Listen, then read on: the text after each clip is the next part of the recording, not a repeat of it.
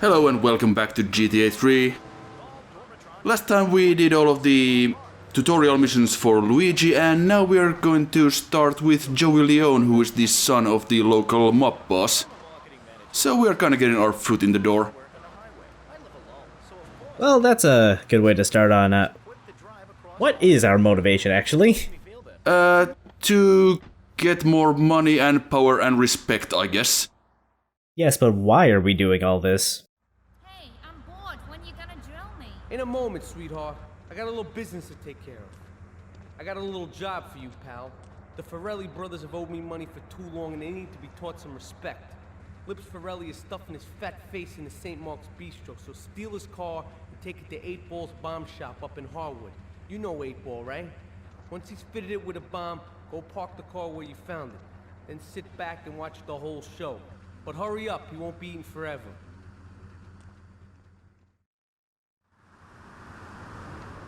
Alright, so raising the stakes a little bit here, I guess. And yeah, Claude is doing this because, well, I guess that is just what he does. He is a criminal and he just wants to be a more powerful and richer criminal, I guess. He doesn't really have a whole lot of motivation here. Well, of course, he does want to take revenge on his girlfriend who did shoot him during that bank job in the intro, but there isn't really all that much plot here, to be honest. Yeah, it doesn't seem like there's a whole lot. We're just told to go do stuff. Nice job, by the way. Thank you.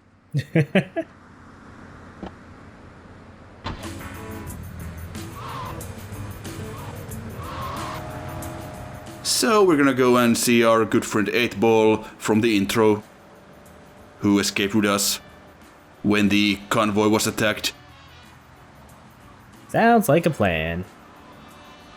And of course, in the police van there was also this older man that whoever those guys with the guns were, they took him, and thanks, that helps. I suppose you can't bring it back, dented up.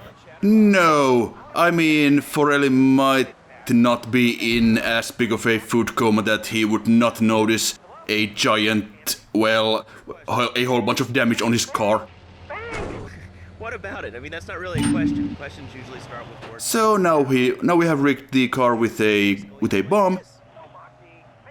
And now we just have to, well, first we have to get this thing repaired, and then hope that no other drunk drivers decide to screw us over. But we have plenty of time, so yeah, not too bad. Tonight, the TV event that will make history, Liberty City Survivor. This takes reality TV to a whole new level. We'll take 20 recently paroled guys, equip them with grenade launchers and flamethrowers. Make sure it's parked properly. Are you sure he didn't back it into the spot? Well, that doesn't matter.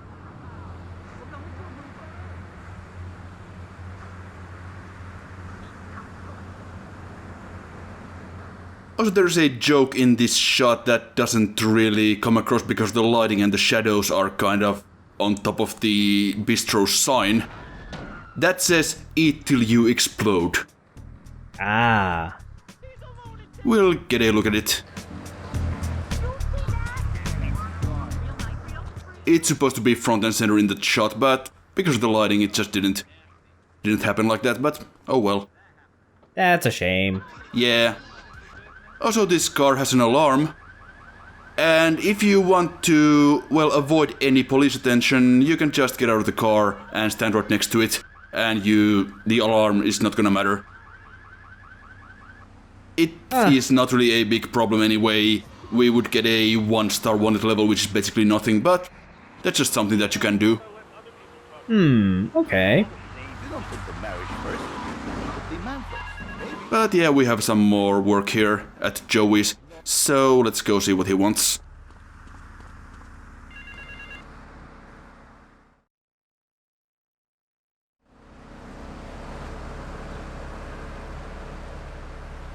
Chunky Lee Chong is pushing Spank for some new gang from Colombia or Colorado or something, I'm not really sure. Who needs details? Anyway, he's got a noodle stand down in Chinatown. That rat has sold his last stir-fry. I want you to take him out. If you need a piece, go around back of Ammunition opposite the subway. Sort yourself with a 9. You know where it is, right? Well, remember, just watch your back in Chinatown. It's triad territory.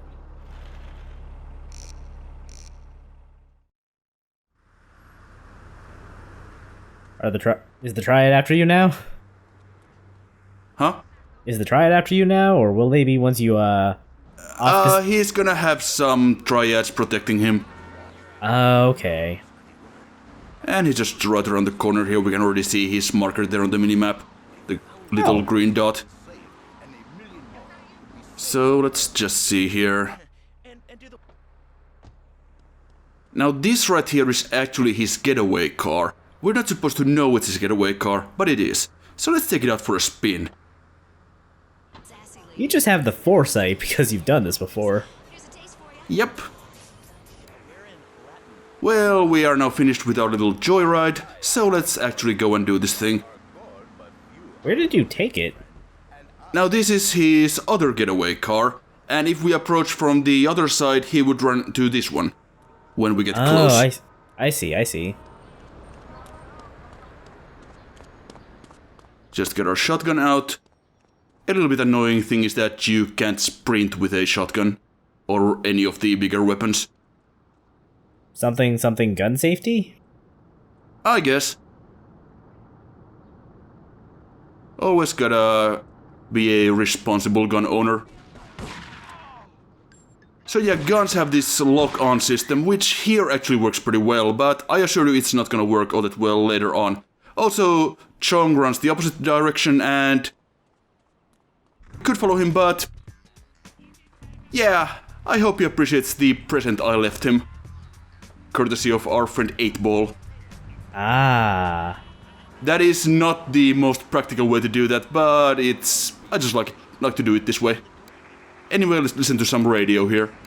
You can just leave car bombs whenever you want? Please, call the show right now. This is an SOS going out across the city. All right, let's go over to this line. Hello, caller, you are on the air. Are you sane? Are you a sane caller? Absolutely, Laszlo. Killer bees. Killer bees. Yes, killer bees. Did you know that if the current migration rate continues, we will all be dead in 3 years? Did you want to become a bee stopper? I don't. That's why we must act now. Killer bees must be stopped. I wonder why more people aren't talking about this. I mean, killer bees swarming, it sounds pretty serious. But the killer bees are nothing compared to ants. You can't kill them. They're like sheep. They're going to take over. All right, thanks, caller. Ants, killer bees, fat people, what's plaguing you? Call now.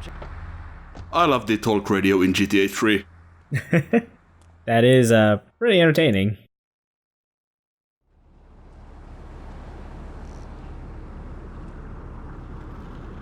Alright, we're gonna hit the payroll van.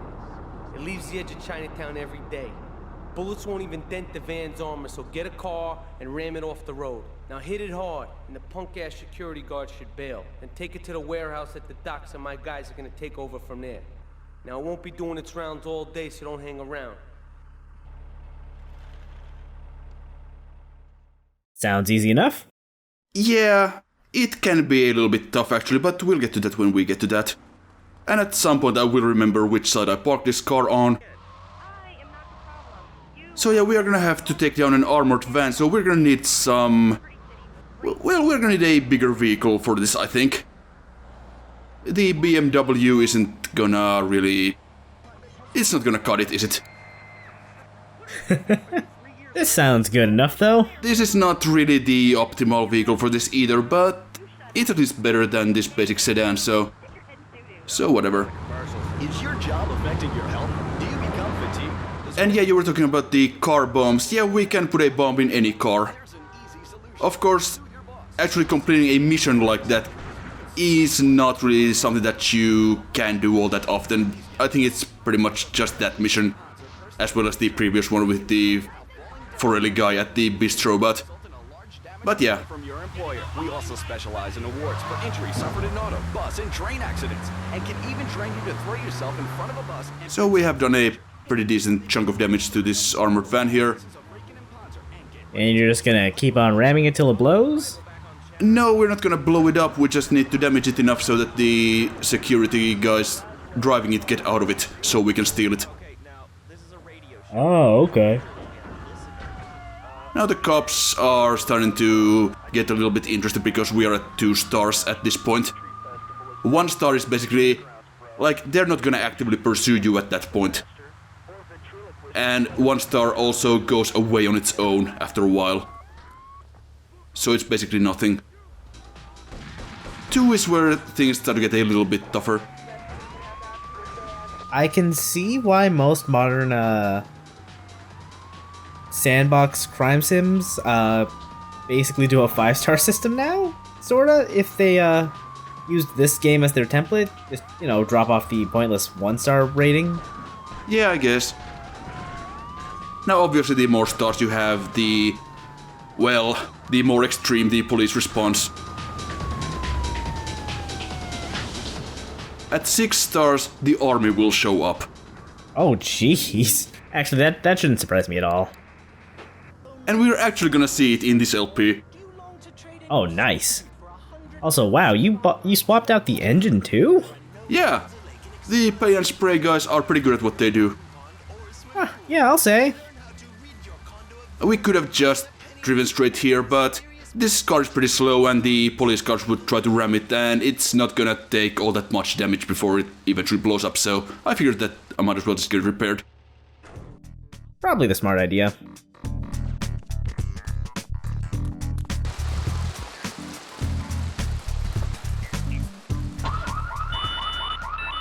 Okay, and we're getting a message on our pager. El Burro of the Diablos wants to have a chat with us, so we're gonna be talking to him later on. That's gonna be in the next video though. Okay. He's gonna give us missions via the payphone in Hepburn Heights, which is the Diablos area. Right. Alright, Joey, what's next?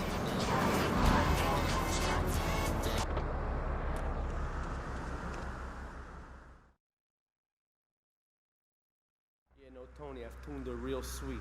She purrs, you know what I mean? Oh, here's the guy I was telling you about. Alright, listen, this guy, he ain't Italian and he's no mechanic, but he could get things fixed. This is Pop's capo, Toni Cipriani. Yeah, I'm Toni Cipriani. Take him to Mama's restaurant in St. Mark's, alright? Now listen to me. I'm planning a job that needs a good driver, so drop by sometime later, okay? Okay, kid, drive me to the laundry in Chinatown first.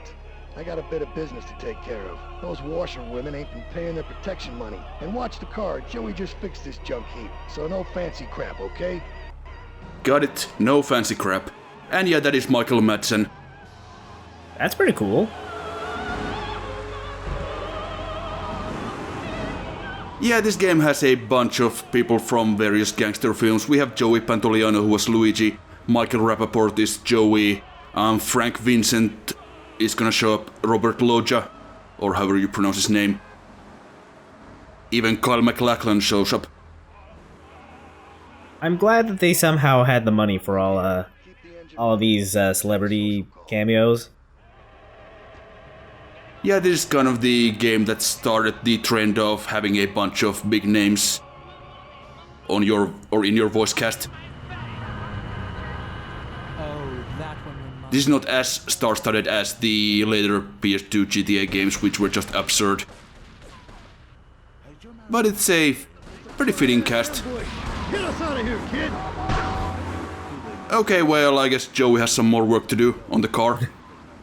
Yeah, I don't think he'll be happy to hear that, but at least everyone's still alive. Yeah, and I was actually a bit worried because I thought the triads would chase us, but apparently they're not. So, that's okay then. Hi, my name's Phil. I've got 3 kids, 2 cars, and a mortgage. My love life is about to stale, even before me. The triads think they can mess with me. The triads. With me. Drop by later and we'll give them something to launder. Their own blood-stained clothes. But who's gonna launder it if they're all staining the clothes? Right. Yeah, Tony, that doesn't make any sense. Yeah, Toni has missions for us as well now, but we're gonna finish up the Joey quest lines. Or the quest line first, of course. Hey, the Uzi is now in stock. As if we needed that. I'm sorry, are you in Silent Hill right now? Yeah, sometimes that happens. Yeah, the fog is pretty extreme in this. Was it just as extreme on PS2? Yeah. Huh. Alright, just the guy I need to talk to. Alright, there's a car stuffed with a stiff at the cafe near Callahan Point. One of the Forellis thought he was a wise guy, so he got what he had coming to him. Take the corpse to the crusher in Harwood, alright? Well, that's one way to dispose of it. Yeah, it works. And yeah, these last couple of Joey missions you actually can miss out on if you continue Toni's missions immediately, because after a while you lose access to Joey's missions if you continue that too far, so yeah, you might want to do these first. I'm still married, but on Wednesday afternoons, I meet Barbara at the hotel by the terminal. See? I should cheese back. So if we can ever make our way through this fog, we'll head to this diner with the car here and just park properly as you do. I'm sure those guys won't mind. It'll be fine. Tony, do you remember the 70s and 80s? And I say, I certainly don't remember anything since then. I was hoping that would actually help us get free of or get rid of the Forellis, but yeah, that didn't really work out quite as well because the other car just rammed us head on. And they are really dedicated to ramming us, so we should just maybe get going. Yeah, that sounds like a good plan.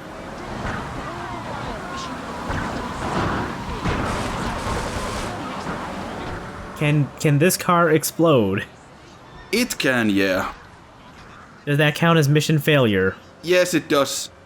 Why does that count as mission failure? Because we were told to take it to the crusher.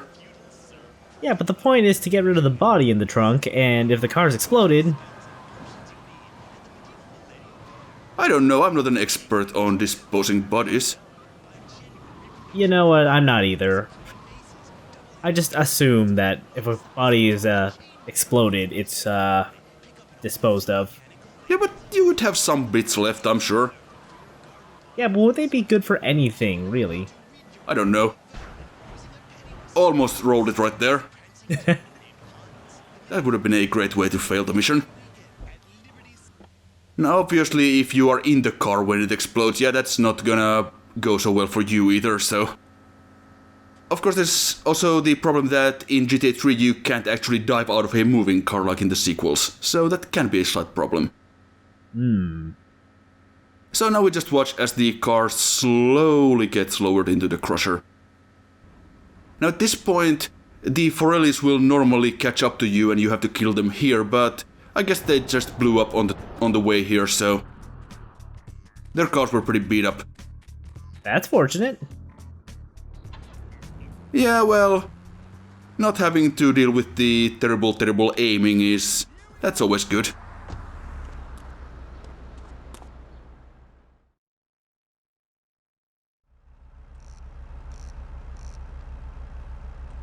What a ride she's gonna be, huh? Alright, listen. Get some wheels to the safe house at St. Mark's and pick up a few friends of mine. They're hitting the bank and they need a driver. I gave my word that you were the man, so don't screw this up. Get them to the bank before 5 o'clock, not a minute after.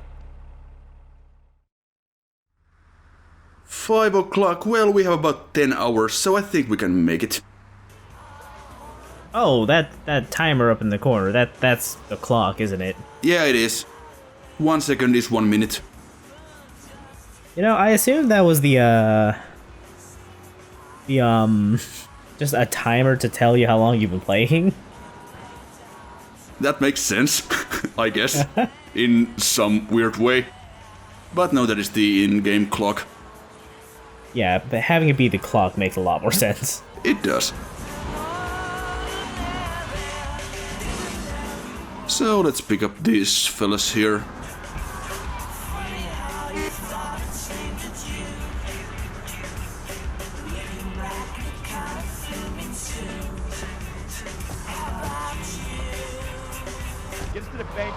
drag.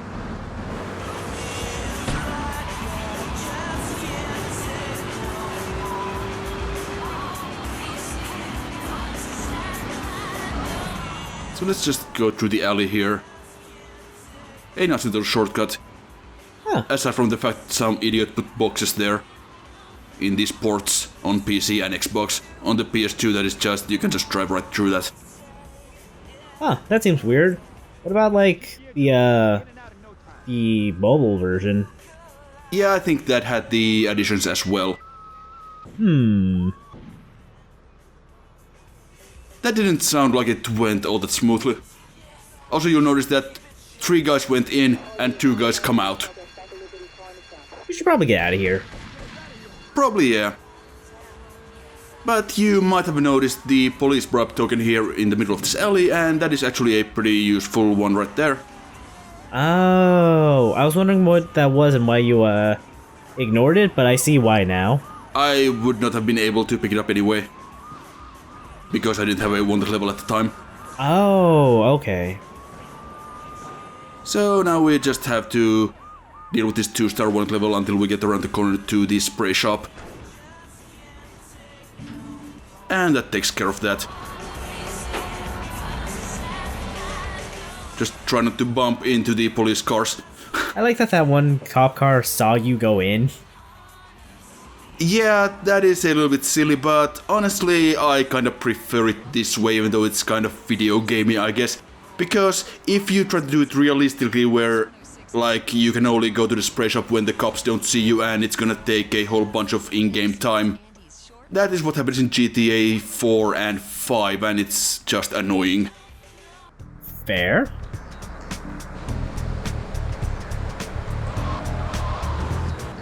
Well, they seem to have gotten a good haul off that job. And that does it for Joey's missions. Next time we'll be dealing with El Burro as well as some other stuff.